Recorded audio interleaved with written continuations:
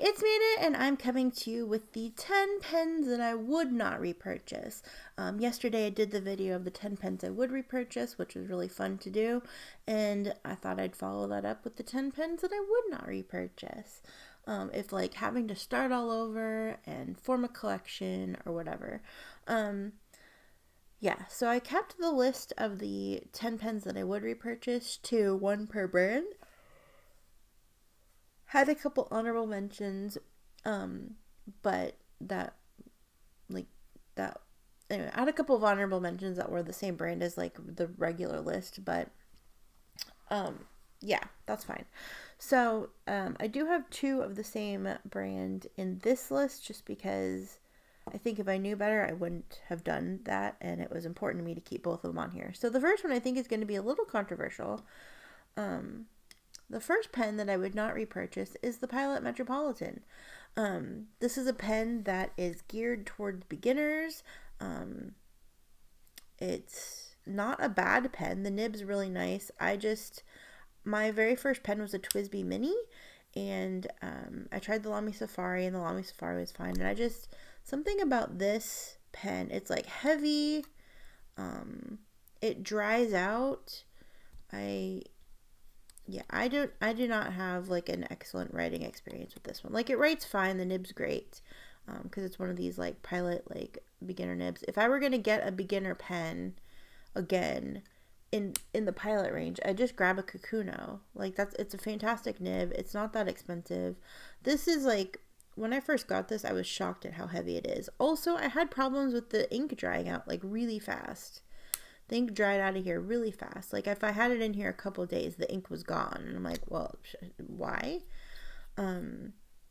So, yeah. So I wouldn't repurchase the Pilot Metropolitan. I know it's a lot of people's, like, their first pens, whatever. I ended up buying it because everybody talked about how great it was so much. And, yeah, I wanted to see what the hype was about. And it did not last for me, so I would definitely not repurchase the Pilot Metropolitan. There are other beginner pens out there that I would prefer to have. Another pen that I wouldn't repurchase is probably not a shock to anybody, even though I have like a million of them, but I hate my Twisbee Go. I don't like it. It feels like a child's magic marker. The way I hold it, it doesn't write very well most of the time. Like, I have to like consciously like hold it a certain way to get it to like write well. And honestly, the only thing that I prefer about the Go compared to any other Twisbee is how fast and easy it is to clean. You just do the plunger a few times and it's good to go. And like, the plastic feels like it could break really easily. I know lots of people out there enjoy the Go.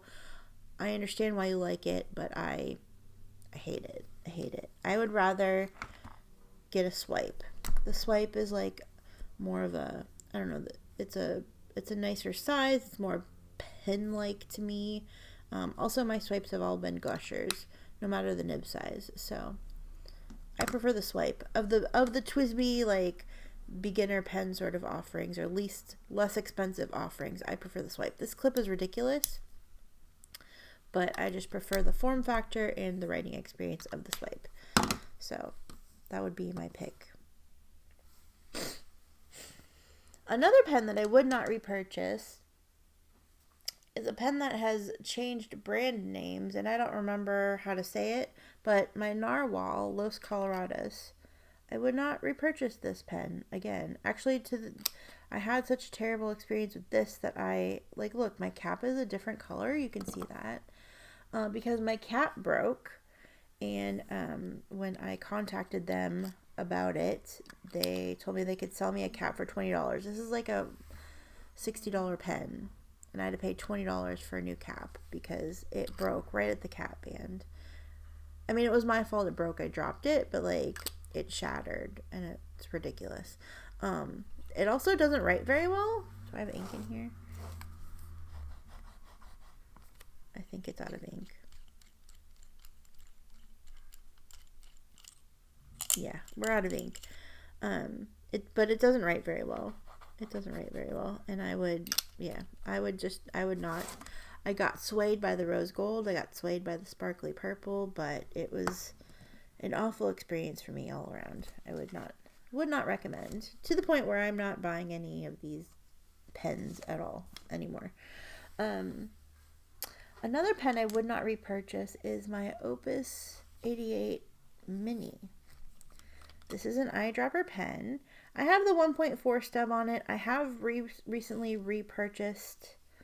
I have purchased a replacement nib in a size that I think I'll use better, but also I think, like the Go, I think this pen size is just too small in the way that I hold it. It doesn't write very well. So yeah, I would not repurchase a mini. I have other Opus 88s that I like, the bigger sizes. I have the Halo, and I have one of the I think it's the Jazz, and I like those pens a lot more. I typically don't like eyedroppers anyway, so the fact that I have any of them is kind of a miracle. But yeah, I would not repurchase the mini size again. Speaking of other mini pens, I actually need to clean this out some more, but the other pen that I would not repurchase is the Franklin Christoph Model 45, specifically the 45. It's a very small, like, pocket pen. You can eyedropper it, or it takes like cartridges, but I prefer the 45L, which will fit a converter. I prefer that size. I prefer that it takes a converter. Because after a while, like, if you refill the cartridges, they can just, like, not, I don't know. I wouldn't repurchase the size. Like, once they came out with the 45L, I was like, oh yeah, I'm definitely getting that. I have a couple of these 45s, and I like them. They write really nicely. I don't have a problem with any of the writing. The Franklin Christoph nibs are amazing. But yeah, this is, if I had to pick a Franklin Christoph model that I would not repurchase, it would be this one. Next up, another pen that I would not repurchase is my Monteverde Mountains of the World. This is Mount Vesuvius. I bought it because I thought it'd be like a fun, like, Halloween pen, because it's orange and black, and I could put orange or black in it, and it would just be like a nice seasonal thing. And I don't care for it. It feels really nice in the hand. It's kind of ugly, but it feels really nice in the hand. It feels really comfortable to hold, but my nib, like, wouldn't write. I had to shim it a whole bunch to get it to write. Just, like, first, like, out of the box, like, it wouldn't write out of the box, and that's annoying to me. I think all pens should write out of the box. You shouldn't have to do work to them when you first get them. And it just, like, clouded my entire judgment of the pen, and I would not repurchase this pen. Another pen that I wouldn't repurchase is one that I don't think you've seen much on the channel. I sort of got it, and then that was it. But it is my Laban. I don't actually know how you say it, but it's the 325 in Wisteria. I got swayed by the pretty purple material. I thought even though I don't like gold trim, I thought the gold looked nice with, like, the cream and the purple. But I don't care how it writes. It's a broad nib.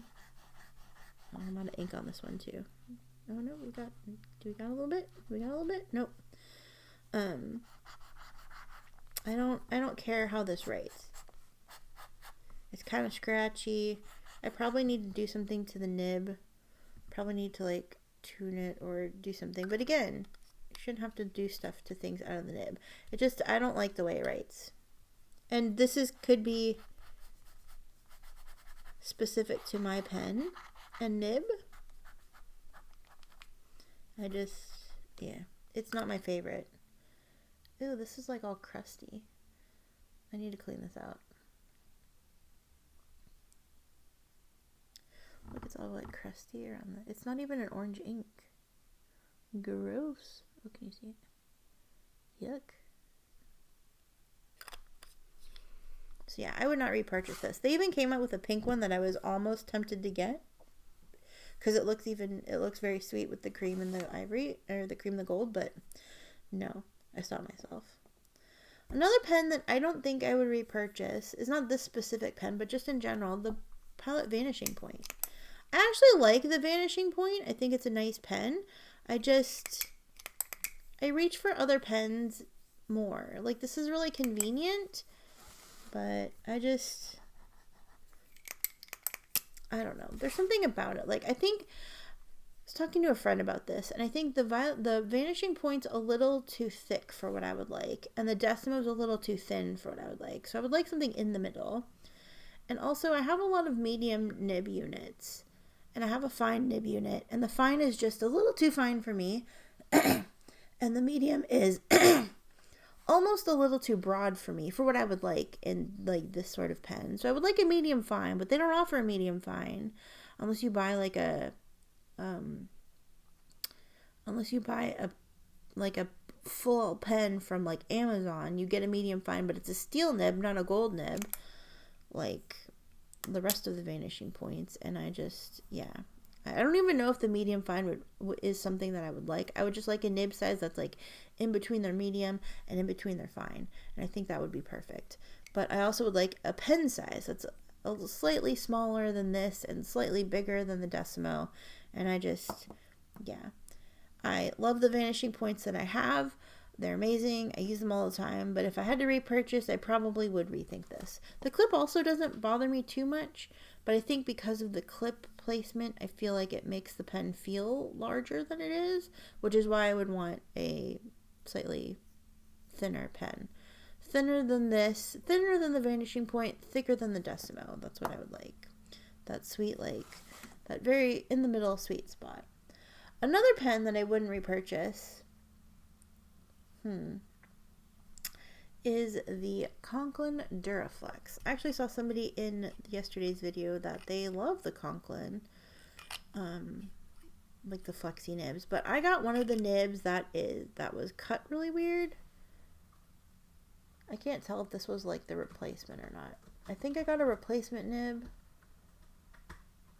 but it was just, I just didn't have a good experience with it. Flexing with left hand is not the greatest. I don't know.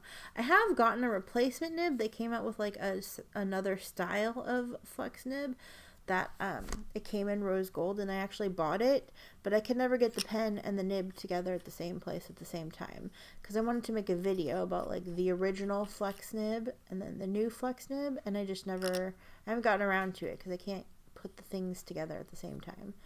But yeah, I would not repurchase. This was a limited edition. Mine is number 1381 out of 1898. I will keep it. I just probably won't ever use it. And I definitely would not rebuy it.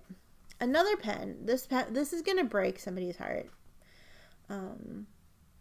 Because I know that this is one of their favorite pens. They like when I use this pen in a video. But if I had to do it all over again, I would not repurchase the Sailor 1911 Fresca with a zoom nib.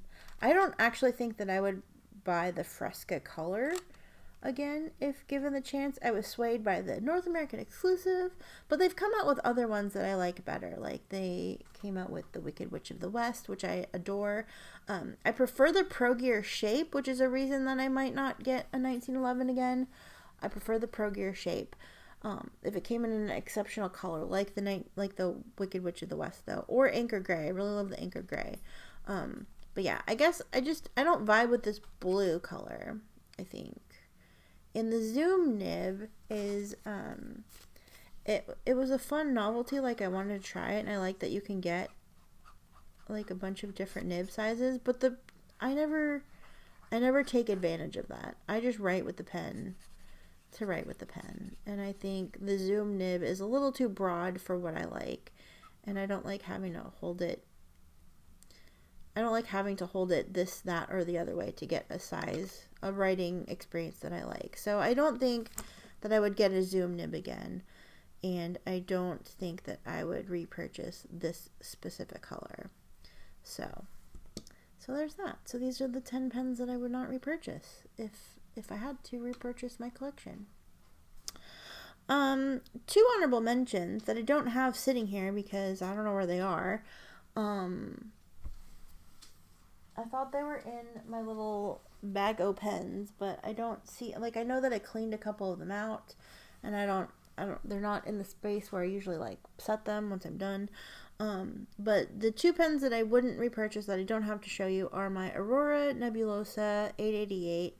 You're like, what? That pen actually has a lot of special meaning to me. However, I prefer the shape of the Optima, and they came out with an Optima in that material. And if I had the choice when I purchased the Nebulosa, the 888, had I known they were going to come out with it in an Optima, I would have waited and gotten the Optima. That's the only reason I wouldn't repurchase it. I would repurchase it for the same reasons that I bought it. It was my work gives us, like, money for a trip when you reach certain milestones. And, I used the money for a trip, but it was a not as expensive trip, and I basically just went home to visit family, which was a very fun time, but I wanted, like, a more substantial souvenir, and so I spent some of the money on the pen and bought it. And I would totally do that again because I'm reminded that I made it 10 years at my job, and that's significant to me. And yeah, but I would prefer a different shape. Also, when I got my nib, it was feedbacky and it was great, but something happened to the nib. I still don't know what happened to the nib. And then I sent it off to be tuned and smoothed, and now it's a little too smooth for my liking. So I'm like, I don't know what to do. So it's just, I don't reach for it as much as I would like to, considering how expensive it is. It was the most expensive pen in my collection until I bought the Midnight in Florence. But I considered it a gift from work because I paid for it with those work funds. But yeah. And then also my Aurora Duo Cart, which I have it. It's a light pink color. The color is very pretty, but I hate that the cap doesn't post. I mean, it'll fit on there. It'll post on the body, but it's not secure. And it just, like, wiggles around. And if I, like, start talking, like, if I'm like, if I'm like, do, and I'm like, do. Or if I like to, like, you shouldn't do this with fountain pens because ink will go everywhere. But, like, I like to fidget with my pens, and the cap always goes flying, and I'm scared that it'll dent or break something. So my two Aurora pens, even though they're lovely, if I would not repurchase them. I would repurchase the Nebulosa and the Optima, but I probably wouldn't repurchase the 888 size. So anyway, those are just a couple of honorable mentions. Sorry I don't have them to show you, but yeah, but these are the main pens that I would definitely not repurchase. So, yeah. Anyway, let me know what you think. Yeah. If I had to narrow it down to, like, a top 3 definitely would not repurchase.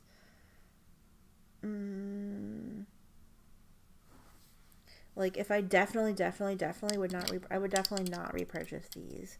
I was gonna say the Metro, but yeah, I almost never use this one.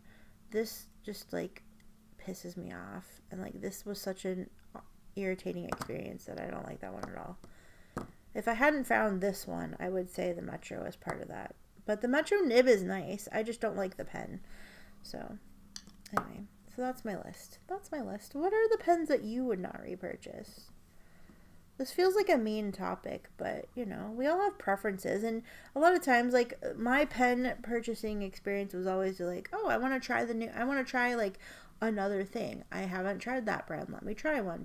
Like, that's where a lot of my collection growth has come from.